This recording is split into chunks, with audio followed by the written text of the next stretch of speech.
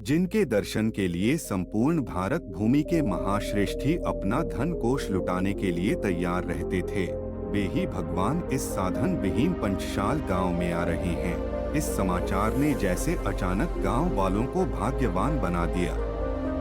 देखते देखते गांव का कायाकल्प हो गया। गांव की समूची प्राकृतिक समृद्धि भगवान तथागत के स्वागत के लिए उमड़ पड़ी। सबके सब अपने हृदय की भावनाओं का अर्घ्य भगवान के श्री चरणों में चढ़ाने के लिए उत्सुक थे। इन भोले ग्रामीणों के भाव संवेदनाओं को भगवान बुद्ध अनुभव कर रहे थे। वे ठीक समय पर आनंद, तिष्य, स्थिविर, सेवक, रेवत आदि भिक्षुओं के साथ गांव में पधारे। पल्लवों एवं पुष्पों से सज्जित मंच पर विराजमान हो तथागत ने ग्रामीण जनों पर अपनी कृपा की अमृत वर्षा करते हुए मधुर उद्बोधन दिया। इस उद्बोधन में दिशाबोध था। इसके पश्चात भगवान बुद्ध ने उनमें से प्रत्येक की कुशल वार्ता पूछी। बुद्ध के आशीषों को पाकर सबके चेहरे पुष्प की भांति खिल उठे। मिलने के इस उपक्रम में सबसे अंत में एक कन्या आगे बढ़ी। वह जुलाहे की बेटी थी। 18 वर्ष की आयु में ही उसकी विचारशीलता सभी को चकित कर देती थी। बुद्धिमत्ता से समवयस्क ही नहीं, गांव के वृद्ध जन भी हैरान हो जाते थे। जब उसने बुद्ध के चरण स्पर्श किए तो उसे देखकर तथागत मुस्कुराए। उनकी यह मुस्कान बड़ी ही रहस्यमयी थी। इसमें प्रेम का अनोखा सम्मिश्रण था। अपनी अलौकिक मुस्कान के साथ उन्होंने उससे पूछा, बेटी कहाँ से आई हो? भंते, नहीं जानती हूँ। बुद्ध ने एक और सवाल किया, खा जाओगी?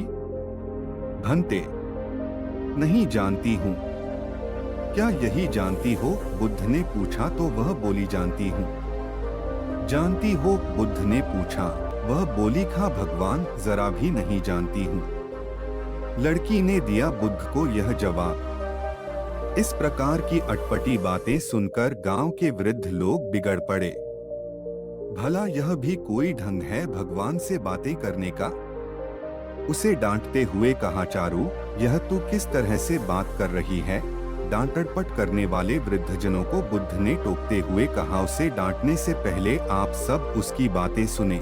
फिर उस कन्या की ओर देखते हुए बोले, बेटी चारू, तू इनको समझा कि तूने क्या कहा है? इस पर उस कन्या ने कहा, जुलाहे के घर से आ रही हूँ भगवन। यह तो आप जानते हैं और गांव के लोग भी वाकिफ हैं। लेकिन मेरी जीवात्मा कहाँ से आ रही है? मैं किन कर्मों के परिणाम स्वरूप जन्मी हूँ? यह मैं नहीं जानती। मैं यहाँ से वापस जुलाहे के घर जाऊंगी, यह मैं जानती हूँ और आप भी जानते हैं। लेकिन इस जीवन के अंत में जब मृत्यु होगी तब मैं कहाँ जाऊंगी, मुझे कुछ पता नहीं है। इसलिए मैंने आपसे अभी कहा, नहीं जानती हूँ। शुरुआत में तब आपने मुझसे पूछा कि कहाँ से आ रही है? जुलाहे के घर से। तो मैंने कहा, जानती हूँ। जब आपने पूछा कहाँ जा रही है, तो मैंने सोचा शायद आप पूछ रहे हैं कहाँ वापस जाएगी, अर्थात क्या जुलाहे के घर जाएगी। तो मैंने कहा, जानती हूँ। पर मैंने जब आपको मुस्कुराते हुए देखा, आपकी आंखों में निहारा, तो मैंने सोचा, नहीं नहीं, भगवान ऐसे साधारण प्रश्न नहीं पूछ सकते। वह स्वर्ग को जाता है। वे जरूर पूछ रहे हैं कि कहां से, अर्थात किस लोक से आ रही है। तेरा जीवन स्रोत क्या है? तो मैंने कहा, मैं नहीं जानती हूँ। इसी तरह आपके कहाँ जाएगी के बारे में मैंने सोचा कि आप पूछ रहे हैं मरने के बाद कहाँ जाओगी, तो मैंने कहा, नहीं जानती। बुद्ध ने चारुलता की बातों पर मुस्कुराते हुए कहा, तूने ठीक ही सोचा बेटी। तू सचमुच ही विचारशील और बुद्धिमती है। फिर सभी ग्रामवासियों को सुनाते हुए यह धम्मगाथा कही। यह सारा लोक अंधा बना है, यहाँ देखने वाला कोई विरला ही है। जाल से मुक्त हुए पक्षी की भांति कोई विरला ही स्वर्ग को जाता है। तथागत ने चारुलता से कहा, बेटी, तेरे पास आंख है, ध्यान की आंख है, विवेक की आंख है। इसी कारण तू देखने समझने में समर्थ है। इन लोगों के पास आंख नहीं है, इसी कारण ये तेरी बातें समझ नहीं सके।